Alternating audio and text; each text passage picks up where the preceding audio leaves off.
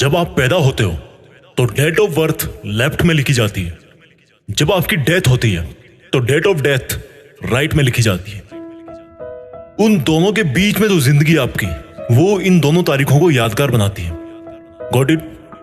आप उन दोनों डेट्स को यादगार बनाने के लिए आज क्या कर रहे हो? कैसा लगता है जब पता पड़ता है कि अब एग्जाम के लिए केवल 1 महीना बचा है, 1 हफ्ता बचा है या कल एग्जाम है?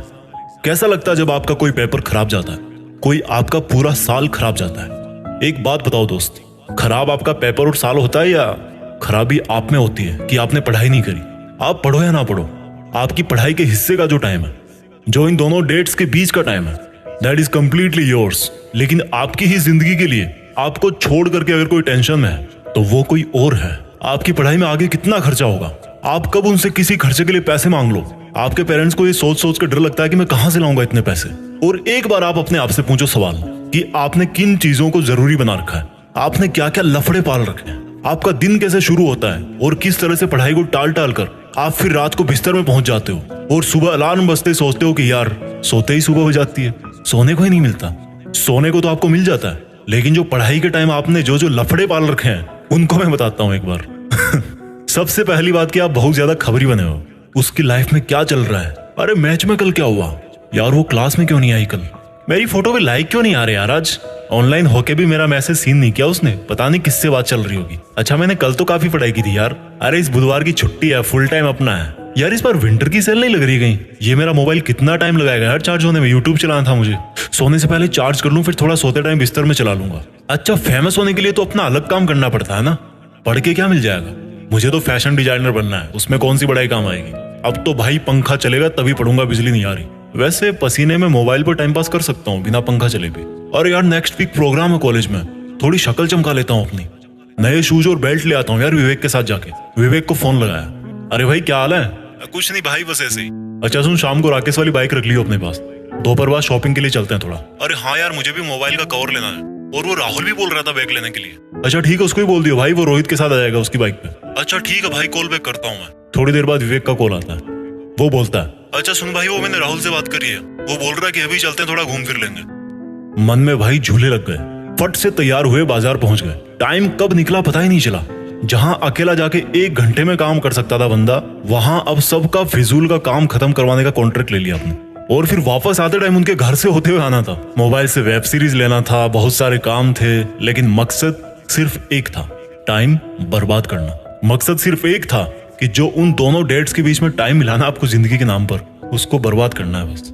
मकसद टाइम बर्बाद करना था, बहाने रोज मिलते गए, अपने आप को झूठे इल्यूजन में रखते गए और हर दिन एग्जाम की तरफ बढ़ते गए। एग्जाम के 1 महीने पहले वर्ल्ड वॉर वाला टाइम टेबल बन गया, जो कि 2-3 दिन में ही ध्वस्त हो गया, क्योंकि पूरी साल भर पढ़ाई नहीं की। तो एकदम से कैसे 10 घंटे पढ़ोगे, एकदम से कैसे 100 पेज कवर करोगे एक दिन में? एग्जाम का जब 1 हफ्ता बचा तो पूरी जान लगा दी गूगल और यूट्यूब पे सर्च करने में कि कहीं इंपॉर्टेंट क्वेश्चन मिल जाए यार, कोई ट्रिक मिल जाए, कोई रामबाण मिल जाए। एग्जाम की पहली रात तो सो ही नहीं पाए, क्योंकि पूरी साल भर चैन की नींद सो रहे थे। और खराब पेपर होते ही मोटिवेशन दे, इस बार पढ़ूंगा। फिर वही स्टोरी रिपीट, कैरेक्टर तो एक ही है, लाइट कैमरा एक्शन कोई और बोल रहा है, आप रोल प्ले करते जा रहे हो। आज अपने आप से एक सवाल पूछो यार, क्यों, व्हाई?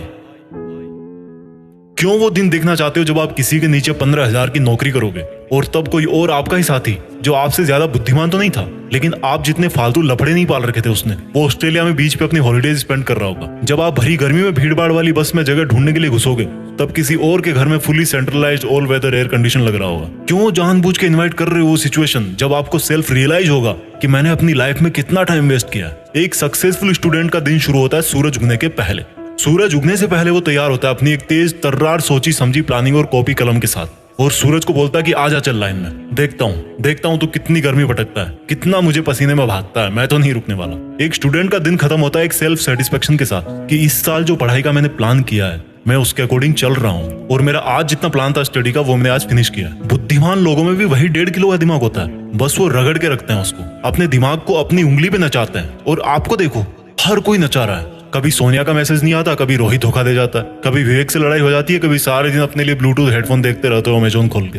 आपको तकलीफ मिलती है हर दिन, दर्द होता है हर दिन, लेकिन वो जो तकलीफ और दर्द है ना, उसका सोर्स चेंज करना है। वो दर्द होना चाहिए आपके हार्डवर्क से, ना कि किसी के साथ लड़ाई करने से। तकलीफ मिलनी चाहिए आपको जब आप ठंड में सुबह 5 बजे उठ के पढ़ते हो, तकलीफों का सोर्स चेंज करो। डॉक्टर अब्दुल कलाम बोलते हैं कि सीखने के लिए दर्द उठाना पड़ता है और दर्द ही इंसान के लिए सब कुछ अचीव करना पॉसिबल बनाता है। दिक्कत ये नहीं कि आप मेहनत नहीं कर पाओगे, दिक्कत ये है कि आप अपने आप को मेहनत करने के लिए कन्विंस नहीं कर पाते।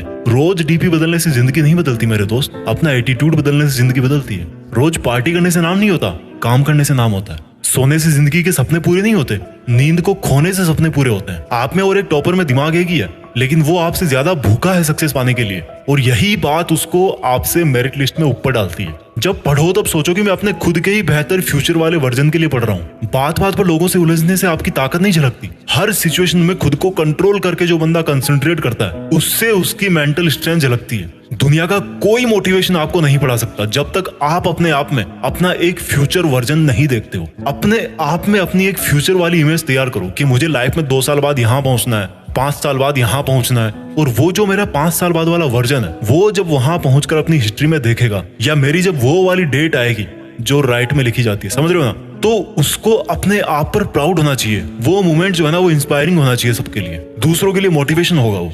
तो आज से ही स्टडी करो, रिसर्च करो, एक बड़े पर्पज के लिए पढ़ो, एक बड़े पर्पज के लिए लाइफ जियो। जो वीडियो में मैंने आपको बताए बहाने, वो एक बार दोबारा उस बंदे वाले नजरिए से सुनना जो आप अपने आप को फ्यूचर में बनता हुआ देखना चाहते हो। उन छोटे छोटे बहानों में से एक भी बहाना ऐसा नहीं होगा जो आपको अपने उस वर्जन से मिला सकता है। मैंने एक वीडियो में बोला था, उसकी लिंक नीचे है, कि किसी को इंप्रेस करने के लिए जिंदगी मत जियो, किसी को इंप्रेस करने के लिए काम मत करो, बल्कि इस पूरी दुनिया को इंस्पायर करने के लिए काम करो। और इंस्पायर कैसे कर पाओगे?